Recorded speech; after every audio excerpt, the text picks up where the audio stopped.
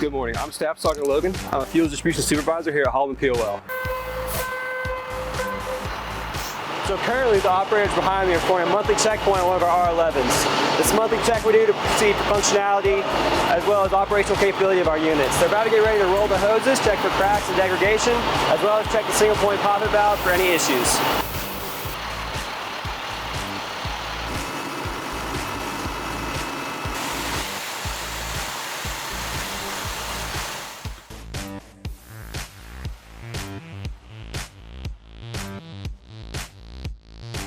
Now we're in the fuels pump house facility where the fuel is going to get filtered once again before it goes onto the trucks.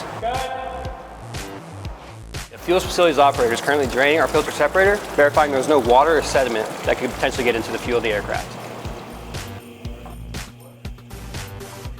Safety first.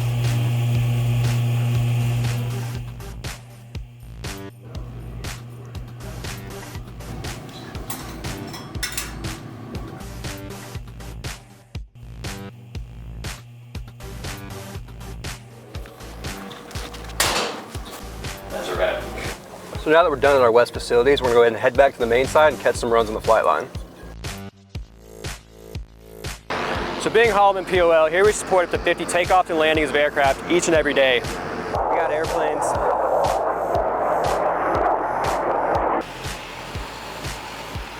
We have the bread and butter of the fuels operation. We have an R11 issuing to an F-16 fighter aircraft at 300 gallons a minute. So behind me is Holloman Air Force Base main jet fuel supply. Each one of these tanks hold 1 million gallons.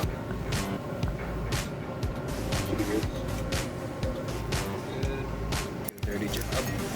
Next week.